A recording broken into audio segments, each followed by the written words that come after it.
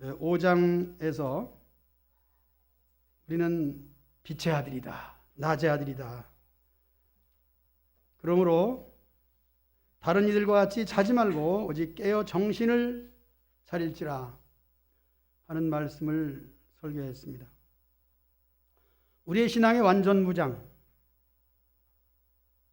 5장 8절에 정신을 차리고, 무기가 아니고 내 마음, 내 머리, 정신을 차리고, 그 다음에 믿음과 사랑의 호심경을 붙이고 구원의 소망의 투구를 쓰자, 이렇게 설교했습니다. 오늘은 요절을 16절부터 18절까지 주부 하단에 있는 요절 부분을 같이 읽겠습니다. 요절 시작. 항상 기뻐하라, 쉬지 말고 기도하라, 범사에 감사하라, 이것이 그리스도 예수님 안에서 너희를 향하신 하나님의 뜻이니라. 아멘. 하나님의 뜻을 찾는 것은 믿음이 있는 사람들이 하는 것입니다. 물론 모르니까 찾죠. 하나님의 뜻이 어디 있습니까? 하나님의 뜻을 몰라요. 이런 일을 당해서 나는 하나님께서 어떤 뜻을 가지고 계시는지 나는 모릅니다. 그 사람은 믿음이 있는 사람이에요. 사실은 아는 사람이에요. 신앙에 대해서, 성경에 대해서는 안다는 사람은 정말 모르는 사람입니다. 하나님의 뜻이 어디에 있느냐? 물론 세 가지이지만은 15절 마지막 부분에 보면은 항상 선을 따르라. 그 다음에 16절에 기뻐하라, 기도하라, 감사하라. 그것이 하나님의 뜻이니라. 하나님의 뜻이 어디에 있을까? 여기에 있다고 말씀하고 있습니다. 지난 예배를 마치고 나서 처음 오신 신자 한 분이, 목사님 아무것도 모르겠습니다, 그렇게 얘기를 하시더라고요.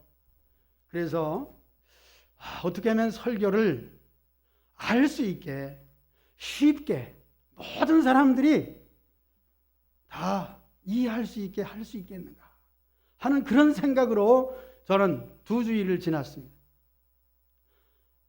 아무것도 모르는 분들에게도 알 수 있게끔 설교하는 것, 그것은 연구할수록 어려워지는 것입니다.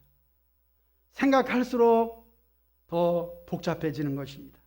그런 결론을 내렸습니다. 그래서 성경 말씀대로 설교하면 된다. 성경 말씀은 너무너무 쉽게 우리들에게 가르쳐주고, 그래서 하나님의 뜻을 모른다고 하는 사람은 하나님의 뜻이 무엇인지 알고 싶어 하는 것이고, 하나님을 의지하는 것이고, 그 자체가 하나님 뜻이 어디에 있습니까 하는 자체가 뭘까요? 그것이 기도더라고요.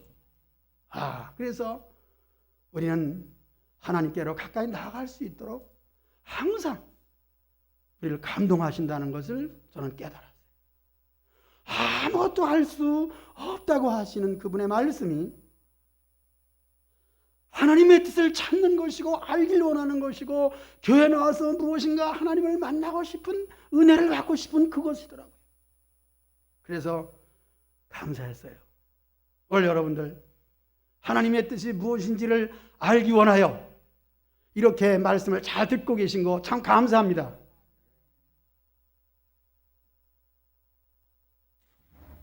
현정아 집사님 고개를 드시고, 강영진 권사님도 고개를 지금 번쩍 들었어. 난 이 강 권사님을 좀 얘기하려고 했었는데, 모두가 고개를 들고 하나님의 뜻이 어디 있는가? 그렇게 할 때에 벌써 간구하는 마음이 있는 거예요. 나는 아무것도 모르겠습니다 하는 것은 깨어 있는 거예요. 근데 다 아는 것처럼 하나님께 물어보지 않는다면은 그는 정말 아무것도 모르는 거예요. 그리스도 예수 안에서라고 하는 말씀을 좀 말씀드리겠습니다. 그리스도 예수님 안에서 너희를 향하신 하나님의 뜻이다. 그렇게 했을 때 하나님의 뜻을 찾고 알기를 원하는 분들은 그리스도 안에서라고 하는, 예수님 안에서라고 하는 그 예수님을 누구신지 여기에 대하여 또 알기 원하고 찾기를 원해야 됩니다. 예수님 더 알기 원하네. 크고도 넓은 은혜와, 은혜를 받고 있지만 그 은혜가 어디로부터 오는 것인가? 사실 어디서부터 오는지 보이지 않습니다. 그러나 분명한 것은 은혜가 오더라고요. 반대로 은혜가 없을 때는 먼저 영혼이 가려지니까, 갈급해지니까 답답해요. 그래서 하나님 뜻이 어디 있습니까? 이제까지 많은 세월을 내가 믿음의 생활하는 것 같았는데 마치 초신자처럼 모르는 것, 알 수 없는 것, 어디에 하나님의 뜻이 있습니까? 그렇게 할 때에 그리스도 예수님 안에서 라고 하는 말씀을 기억해야 됩니다. 오늘 말씀의 제목은 하나님의 뜻, 바로 그것이지만은 그 내면 속에 있는 것은 그리스도 안에서라고 하는 거예요. 예수님 안에서라고 하는 것입니다. 그러므로 오늘 여러 가지, 즉 항상 선을 따르라, 그 다음에 항상 기뻐하라, 쉬지 말고 기도하라, 범사에 감사하라, 조목조목 한 가지 한 가지 설교하겠습니다. 그럼에도 불구하고 이 세 가지 내지 네 가지는 이 그리스도 안에서 라고 하는 말씀이 연결돼야 이해가 되고 그래야 할 수 있는 거예요. 첫째로 선을 따르라 하는 얘기, 말씀, 명령, 대단히 어려운 것입니다. 선을 따르라, 착한 것이죠. 다 원합니다. 그렇지만은 나에게 악을 가지고 대하여 올 때에, 나에게 피해를 주고 나를 괴롭히고 내 마음을 상하게 해줄 때에 우리는 불쑥 나오는 것이 뭘까요? 대항하는 것이죠. 거기에 대항해서 적절한 말을 하고 오히려 그 사람을 더 압박시킬 수 있는 그런 초월적인 말을 하게 되는 거죠. 그 초월적인 말은 일반적으로 하는 말 이외에 이상적인 것이니까 그것을 욕이라고 할 수도 있습니다. 왜? 정상적으로 하면은 그것은 초월적이 아니잖아요. 내 마음을 건드렸으니 거기에 대해서 욕을 퍼부어도 더 서너 가지 섞어서, 여러분 안 해봤으니까 모르지만은 저는 많이 해봤어요. 그러니까 속이 시원하더라고요. 여러분 화날 때, 남이 나를 괴롭힐 때에 욕을 많이 하시기 바랍니다. 속이 시원합니다. 그렇습니다. 그런데 자기는 남을 괴롭혔음에도 불구하고 거기에 대항해서 욕이 들어오면은 그 사람은 거기다가 이자까지 붙여가지고 또 욕을 하게 되더라고요. 그러면 그 다음에 뭐가 될까요? 싸움이 벌어져도 이제는 말로 하는 욕이 아니라 뭐가 나갑니까? 가장 빠른 것은 주먹이라 그러더라고요. 지금 시대는 그런 시대가 아니지만 그래도 주먹질이 나가고 발길질이 나가고, 그 다음에 여자들은 주로 머리채를 끄들더라고요. 머리채 끄들어 봤어요? 안 끄들어 본 사람은 말을 하지 마라. 그 정도는 해봐야 사람 사는 맛이 나지. 그렇게 될 때 결국은 내가 상대방의 머리를 뽑아놓는다 할지라도 그 사람은 가만히 있겠습니까? 내 머리도 뽑혀요.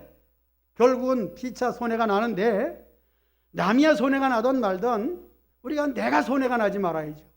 그렇게 하기 위해서는 오늘 말씀 그렇게 하고 있습니다. 우리 같이 읽어볼까요? 15절 다 같이 삼가 시작. 삼가 누가 누구에게든지 악으로 악을 갚지 말게 하고 서로 대하든지 모든 사람을 대하든지 항상 선을 따르라. 여러분, 착하다 소리 들으시기 바랍니다. 세상의 모든 사람, 나를 포함해서 뒷이야기를 하게 되어 있습니다. 그 사람이 없을 때 더 친한 사람하고 그 사람 얘기를 해요. 당연한 얘기고 재밌습니다. 남의 얘기하면 얼마나 재밌는지 몰라요. 거기다 흉을 섞어가지고 뻥튀기를 해서 보태기해서 말을 하게 되면은 배꼽을 잡고 웃으면서 즐거운 시간을 보낼 수가 있습니다. 그렇게 하시기 바랍니다. 즐겁습니다. 남의 얘기. 선이라고 하는 것은 무엇일까요? 항상 선을 따르라. 그렇게 해서 재미나게 얘기를 했는데 그 친구가 돌아서서 집에 가서 다른 사람에게 아이고 그 친구는 착한 줄 알았더니 말을 꺼내놓고 보니까 총 나간다 활 나간다 욕을 엄청 잘하더라. 누구 흉을 보더라. 자기도 같이 흉 봐놓고. 결국은 뭐예요? 그 사람은 착한 사람이 아니야. 욕하는 사람이고 흉 보는 사람이야. 같이 앉아서는 너무너무 즐겁게 해놓고 말이죠. 그렇게 육신적으로 인간적으로 손해볼 수 있습니까? 정말 이득을 채리려면은 마음이 부글부글 끓어올라도 차라리 말을 하지 않으면 더 좋을 것이나 하려고 하면은 억지로라도 좋은 말 하시기를 부탁합니다. 어때요? 그렇게 하실래요? 욕을 하실래요? 정철 권사님은 욕을 한 번도 안 해봤지? 그러기 때문에 모를 거야. 욕을 해본 사람은 알아. 당장에는 시원하지만 마땅히 해야 될 욕이지만 그 얘기를 들은 그 욕을 들은 사람은 남의 욕이지만 그 사람 입이 걸어. 그 사람 입에서는 한마디로 더러운 게 나온다 이거죠. 선을 해가시기를 부탁드립니다. 나한테 유기예요. 그래서 예수님 말씀하시고 바울이 그렇게 권면한 거예요. 뺨을 한 대 맞으면 두 대를 쳐라. 그렇게 하지 아니한 이유는 두 대를 칠 때는 또 나한테 네 대가 돌아와요. 이 곱하기가 그렇게 배로 돼 있어요. 아주 이자가 엄청 많이 붙어요. 그렇기 때문에 그런 봉변 당하지 않으려면은 이제 한 대 맞고 그냥 맞고 말아. 오히려 때린 사람에게 수고했다고 힘들지 않았냐고. 기쁘다면 한 대 더 때려달라고. 오른편 맞으면 왼편도 내대시기를 주님의 이름으로 부탁합니다. 어렵습니다. 어렵습니다. 그렇기 때문에 신앙생활이 쉬운 게 아니에요. 어렵지만 하시기 바랍니다. 우리 예수님을 믿는 사람은 그렇게 살아야 돼요. 교회에서도 그러하고 밖에서도 그러하고 그렇게 살 때 먼저 우리 주님께서 기뻐하실 줄로 믿습니다. 이제 지금까지는 서론이라 생각을 하시고 오늘 본문에서 이제 항상 기뻐하라 첫째 내지로 들어가겠습니다. 이 항상 기뻐하라는 것은 역시 명령으로 되어 있습니다. 근데 항상 기뻐하라고 하는 이런 말은 언제 어디서나 무슨 일을 만나든지 기뻐하라고 하는 것이죠. 서론에서 말씀드린 바에 의하면은 내가 생각해서 이 설교를 통하여 이 설교 말씀이 참 은혜로웠고 참 좋은 말씀, 아주 좋은 말씀이기 때문에 그렇게 해야지 마음을 먹다가도 현장에 가서 부딪히면은 은혜를 받았든지 좋은 말씀이 되었든지 이것은 다 없어지는 거예요. 그래서 선을 행하든지 첫째 기뻐하는 것이 그렇습니다. 같은 맥락이에요. 선을 행하는 동기도 그렇고 기뻐해야 되는 동기도 그렇고 내 의지로는 사실 안 됩니다. 그러면 어떻게 하라고 하는 것이냐? 사람에게는 항상 순탄한 일이 있는가 하면은 어려운 일이 있어요. 그래서 순경과 역경을 항상 교차하며 살아가게 되어 있는데 기뻐하는 것, 원리적으로 기뻐하는 것은 빌립보 4장 4절에서 7절 말씀 보니까 바울은 편지할 때마다 그런 얘기를 많이 한 것 같아요. 역시 주 안에서 항상 기뻐하라.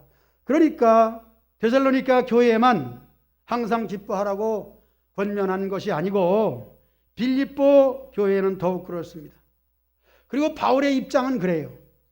빌립보 감옥 속에서 죄수의 몸으로 있으면서 손과 발에 고랑을 채워 문도 철장문으로 막아버려 자유가 없는 자리에서 이 기뻐하라고 하는 말씀을 할 때에 그는 어떤 마음으로 그랬을까?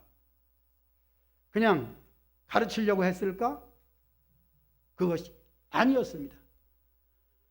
그는 고난을 당하면서 주님께서 주신 강력한 기쁨이 그에게 있었기 때문에 이것이 중요하더라고요. 내 지어먹은 마음으로는 사실 안 돼요. 우리가 은혜를 받고 말씀을 잘 듣고 오늘 설교 참 좋았습니다 할지라도 현장에 닥치면은 실천하기가 너무 어렵잖아요. 그런데 바울이 권면할 수 있는 것은 그는 언제나 주 안에서 예수님 안에서 내가 갇혀 있지만은 주님 안에 있으면은 이것이 문제가 아니다. 손과 발에 착고가 채여지고 철장문으로 나를 막아 놓았지만은 나는 기쁠 수밖에 없는 거예요. 기쁘기 때문에 그런 말을 한 겁니다. 설교하는 제 자신도 그렇습니다. 내가 이것을 어떻게 설교할 것인가? 데살로니가 전서 5장 16에서 18절까지는 참으로 많이 암송을 하고 우리 믿는 사람들이 기도할 때도 인용을 하고 다 아는 말씀이지만은 설교를 하려고 하니까 너무너무 이 말씀 설교하기가 어렵더라고요. 기뻐할 수 있는 동기, 너는 기뻐했느냐? 그렇습니다. 예수님 안에 있을 때 이 기쁨이 그냥 나오는 것이 넘쳐나는 줄로 믿습니다. 그렇기 때문에 바울은 그런 얘기를 하는 거예요. 그리고 내가 다시 말하노니 기뻐하라 한 것입니다. 믿음의 생활하는 성도, 특히 빌립보나 데살로니가나 핍박을 받는 시절이었고 그 당시는 너무너무 신앙생활이 어려웠습니다. 어려운 것으로 말하면 바울만큼 어려울까? 그러므로 내가 옥중에서 기뻐할 수 있는 것은 주 안에서 예수님 안에서 당하는 기쁨이다. 고난이다. 그러므로 기쁨이 있다 하는 것이죠. 주 예수 그리스도 안에서 예수님을 믿는 믿음의 자녀로서 마땅히 우러나오는 기쁨이에요. 그러므로 여기서 우리가 생각할 것은 일단 예수님을 영접했다 하는 것부터 시작이 되는데 우리 믿음의 생활이 그래요. 믿음의 생활은 예수님을 내 마음속에 영접하는 거예요. 이 영접이라는 것은 모셔드린다는 것이죠. 모셔드리는 것은 인격적 서로의 관계를 말하는 것입니다. 이것을 다른 종교로 말하면 신접했다 그렇게도 할 수가 있습니다. 신접은 신을 접했다 그 말이죠. 그래서 무당집의 간판이 어디 가서 신을 받아왔느냐에 따라서 간판도 또 그렇게 이름을 쓰더라고요. 계룡산에서 받아왔으면 계룡산 도사 등등 이렇게 어떻게 신을 접했느냐, 또는 처녀가 접했으면 처녀보살도 되고 처음 신을 접했으면 아주 영특한 점쟁이가 되는 것이죠. 예를 들어서 말씀했습니다. 사실 그래요. 귀신이 임하는 것도 접하는 거예요. 귀신 들린 거죠. 그건 귀신 들렸다 그렇게 말하는 겁니다. 그것을 우리 믿음, 기독교, 신앙 안에서 보면은 예수님이 들렸다 그것도 가능한 말이죠. 그러나 우리 기독교 용어는 예수님을 영접했다 그렇게 말하는 것이 옳습니다. 그 말만 그렇게 하지 않냐고. 예수님을 믿는 사람은 그 단계를 반드시 거쳐야 됩니다. 신앙의 서정이 있습니다. 신앙의 서정은 먼저 하나님의 부르심이 있어야 되는 것입니다. 하나님의 부르심, 소명이라 그래요. 하나님의 부르심이 있으면 그 부르심에 대해서 내 자신이 거듭나는 거죠. 중생, 거듭난다, 다시 난다. 그 다음에 이제 회개, 회심. 거기에 신앙이 생기고 신앙적인 용어에 있어서 의롭다함을 받고 거룩한 모습으로서 우리의 삶의 생활이 달라지고 이렇게 되어 가는 거죠. 그러니까 첫 번째 단계는 예수님 영접이에요. 예수님 영접은 예수님을 모셔드리는 것이고, 예수님을 모셔드리기 위해서는 성경 말씀, 예수님의 이야기가 필요합니다. 우리가 은혜를 받는 비결, 방편이라고 말하는데, 은혜를 받는 방법은 기도와 말씀과 성례다, 그렇게 되어 있습니다. 즉 어렵게 설교하는 것 같은 저도 그런 느낌이 드는데, 먼저 은혜를 받는다 그랬을 때의 은혜 받는 방법은 기도라. 두 번째, 첫 번째는 항상 기뻐하라, 그 다음에 쉬지 말고 기도하라. 역시 신앙의 단계도 단계가 있는 것처럼, 그럼에도 불구하고 우리가 항상 기뻐하고 쉬지 말고 기도하고, 세 번째 범사에 감사하는 것, 이 세 가지가 사실은 세 가지가 아니라 하나더라고요. 왜 하나냐? 저는 설교 준비를 세 가지를 다 했어요. 어떻게 하면 항상 기뻐하는가? 그 다음에 어떻게 하면 항상 쉬지 말고 기도하는가? 세 번째 되지. 범사에 감사. 그런데 세 가지를 지금 설교하려고 막 이렇게 설교를 하다 보니까 제 느낌과 감동이 그렇게 와요. 이 세 가지는 예수님을 영접하면 다 되는 거야. 이 하나로 다 되는 거야.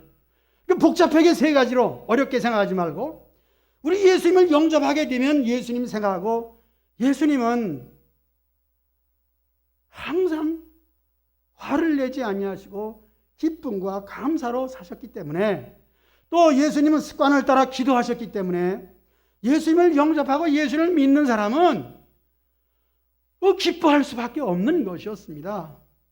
기도할 수밖에 없는 것이었고 감사할 수밖에 없습니다. 그러므로 여러분, 오늘 말씀을 통해서 선을 행하라, 착하게 살아라, 말이 쉽지 되지 않는 일들, 그러나 예수님을 영접하면 예수님으로 인해서 선할 수밖에 없습니다. 그리고 기뻐할 수밖에 없습니다. 그리고 기도할 수밖에 없고 감사할 수밖에 없습니다. 그러면 예수님을 영접했을 때 왜 그렇게 되느냐 하는 말씀을 드리기를 원합니다. 예수님을 영접하는 것은 말씀을 듣고 영접해야지, 그렇게도 되어 있지만, 그런데 예수님을 영접하기 위한 원초적인 내 마음속에서부터 생겨나야 될 것이 있는데, 그것은 예수님은 내 죄를 위해서 죽으신, 십자가를 지신 예수님이기 때문에 내 죄가 먼저 생각이 나야 되고, 나는 죄인이라는 것을 알아야 되는 거예요. 이 상태, 이 모습, 나의 죄인이라는 이것을 떠나서는 영접이 안 됩니다. 철저하게 나는 죄인입니다. 더 나아가서 나는 죄로 인하여 죽을 수밖에 없고 지옥 갈 수밖에 없습니다 하는 것을 내가 느끼고 깨닫고, 그것 때문에 고민을 해야 되는 거예요. 여러분, 고민하시기 바랍니다. 이미 영접하시고 예수님을 잘 믿는 저와 여러분들, 항상 이것이 있어야 돼요. 예수님을 영접한 이후에도, 강영인 권사님 고개 좀 들으셔. 아주 잘나고 준비하고 왔어. 그냥 아침에 올 땐 재밌게 나하고 얘기 잘했는데, 나를 좀 기쁘게 해주려면 변영아 집사님처럼 저렇게 고개를 들으란 말이에요. 한 사람도 졸지 않도록 하기를 원합니다. 오후 시간에는 또 더 고개를 숙이더라고. 고개 숙이면 나부터는 또 잠이 와요. 무슨 말씀이냐? 무엇인가 내 자신이 왜 여기 앉아 있으며 이 지루한 시간에 내가 이 말씀을 들어야 되는가? 그러나 여러분 와 있잖아요. 여기 와 있잖아요. 와 있으면 무엇인가 하나 얻어가지고 가야 되잖아요. 요즘은 예배 드리고 점심도 안 주는데 혹시 오늘 김밥이나 준비했는지 모르겠네. 박사모님, 박은혜 사모님 안 했어요? 은혜롭지가 못하네. 뭘 먹여줘야 되는데. 아, 김밥 한 덩어리도 모두도 먹는 요즘 시대에 말씀 듣고 말씀 속에서 무엇인가 얻어가지고 가야 되는 거 아니에요?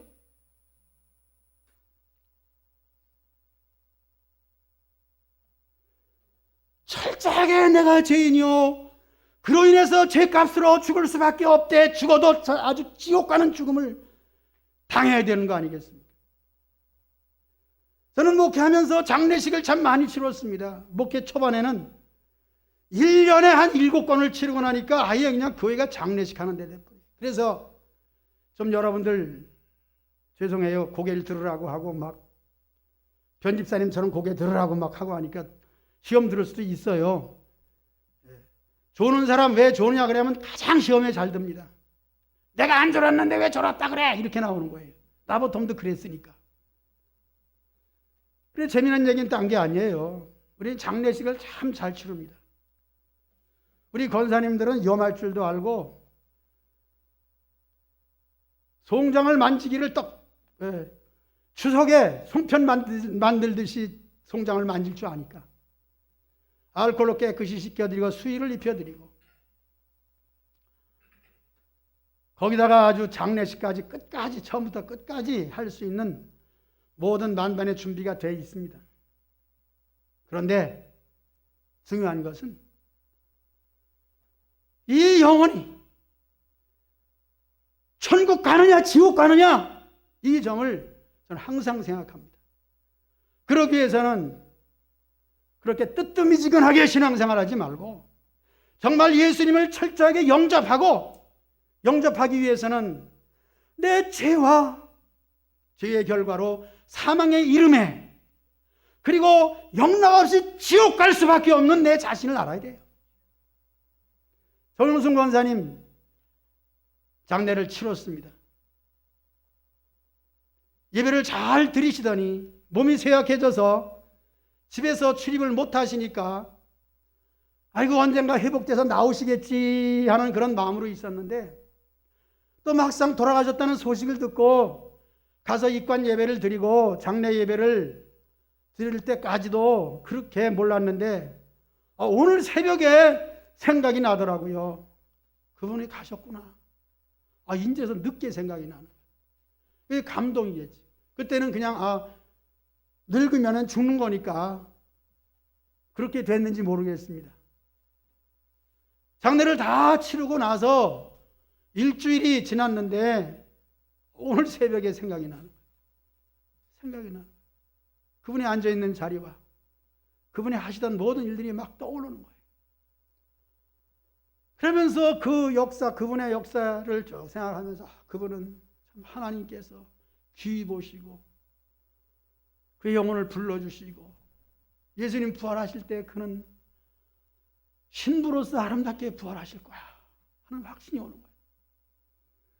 여러분 세상을 살다가 떠났을 때에 그렇게 기쁨과 감사로 하나님께 올라가시기를 주의 이름으로 축복합니다.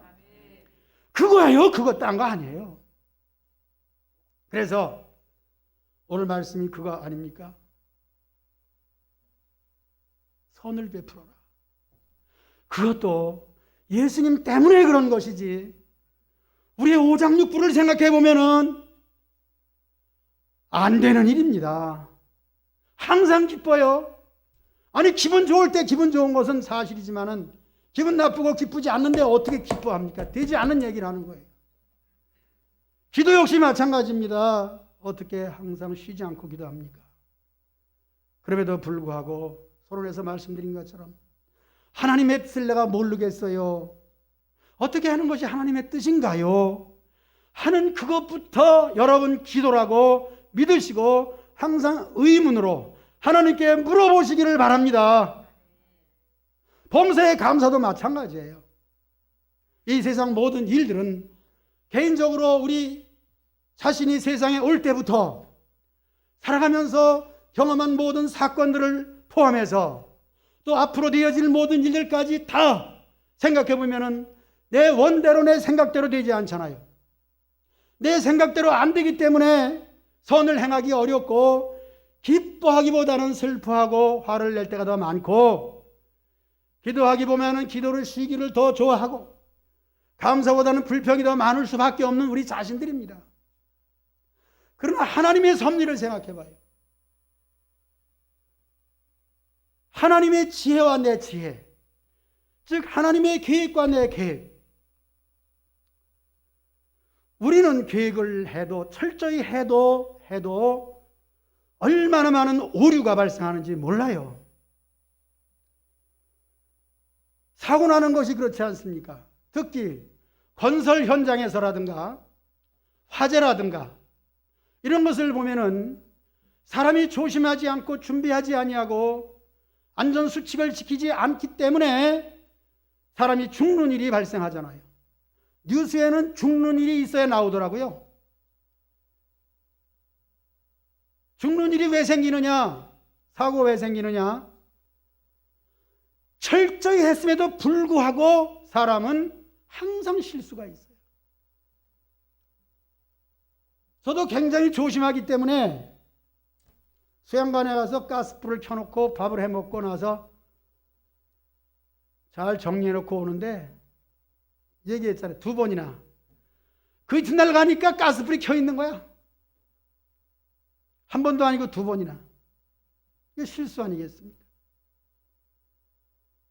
그렇기 때문에 정신을 차리고 근신하라는 것은 우리 육신적인 생활도 포함되어 우리 신앙생활은 더욱 그렇습니다.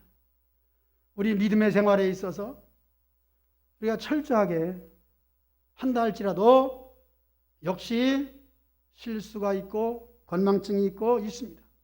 그러나 하나님은 어떻습니까? 한번 계획하신 이 일을 실수함이 없이 끝까지 진행하시고 그 결과적으로 아름다운 하나님의 계획이 성취되는 줄로 믿습니다. 그것이 하나님이시니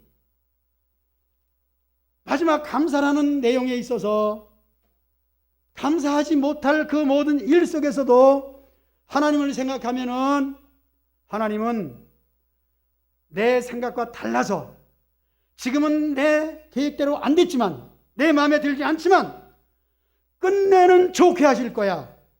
우리 한번 따라합시다. 좋은 것만 생각하고 그 다음에 뭐 했으면 좋을까? 아멘으로 순종하면 누가 하시리라? 하나님이 하시더라. 하나님이 하시더라. 우리 하나님이 하실 일을 생각할 때에 내가 예수님 믿고 구원받은 것도 하나님이 하신 거예요. 그렇기 때문에 그 하나님의 구원의 역사 속에 내가 사망의 몸이 아니라 생명의 몸으로 지금 살아가고 있는 거예요. 나는 생명이다. 모든 사람, 나를 포함해서 모든 사람은 사망으로 가고 있지만 나는 생명이다. 왜? 예수님만이 생명이시는 거예요. 이 세상에는 생명이 예수님밖에 없습니다. 이 세상에는 생명이 없어요. 예수님만 생명이에요. 그분을 믿는 나는 생명이 있는 겁니다. 여러분이 예수님 영접하고 믿을 때 벌써 생명이 존재하는 거예요. 이게 생명 약동하는 거예요. 그것을 어떻게 했느냐? 지난 시간에 말씀드린 것처럼 항상 깨어있어서 기도해야만이 되는 거예요. 이게 그렇게 되더라고요. 한 번 받은 은혜와 말씀의 깨달음이 그것으로 끝나는 것이 아니라 생명이 있기 때문에 생명은 어떻게 해요? 육체는 먹어야 되는 것처럼 계속 이 영혼의 생명이 유지되려면 하나님 말씀을 읽고 듣고 지켜야 되는 이 세 가지. 그렇게 되면은 무슨 일을 만났을 때 선을 행할 수가 있습니다. 내 선이 아니라 나는 억지로라도 예수님 생각하면서 선을 행하는 거예요. 그리고 모든 사건들 앞에 기뻐할 수밖에 없는 것은 우리 주님께서 나와 함께 하신다. 이런 일이 있다 할지라도 슬픈 일이 있다 할지라도 우리 주님이 하셨다면 나는 주님을 믿기에 그분을 믿는다. 그분이 하신 일은 나는 기쁨이다. 그러므로 모든 일을 다 하나님께 핑계하시길 바랍니다. 어떤 면에서는 하나님께 원망하시기 바랍니다. 좀 곤란한 얘기죠. 원망은 안 되지만 저는 그렇게 한번 표현해 봤습니다. 하나님께서 하신 일이니 나 지금 마음에 안 들어요. 그리고 잘못해 지금 깨지 않았습니까? 이거 깨졌어요. 하나님이 다 하신다면 왜 깨뜨리십니까? 그럴지라도 하나님께서 깨뜨리시는 것이 계획이라면은 하나님 책임지세요. 깨진 거 하나님이 하신 겁니다. 내가 한 거 아니에요. 하나님께 밀어두시기 바랍니다. 하나님께 맡기시기 바랍니다. 원망이라는 말보다는 맡긴다는 말이 더욱 은혜가 되네요. 맡기시기 바랍니다. 그럴 때 우리에는 감사가 안 나올 수가 없습니다. 감사한 거 아니에요. 뭐든지 감사해요. 왜 그렇습니까? 무슨 일을 만나든지 예수님 생각하고 예수님이 나를 구원해 주시고 지옥 갈 것을 천국 가도록 만들어 주시고 세상 속에서 면면히 살펴주시고 일일이 책임져 주시고 이 모든 일 가운데 우리 주님 아니 계신 것이 없으시니 선을 베풀 수밖에 없고 그냥 베풀어지는 거예요. 그 다음에 항상 기쁠 수밖에 없는 것이요. 무슨 일이든지 기도로 시작을 하고 기도로 마치는 거예요. 아침에 일어나서도 기도하고 식사할 때도 기도하고 무슨 일이든지 기도로 시작하고 기도로 마치고 범사의 모든 일에 감사가 넘쳐날 줄로 믿습니다.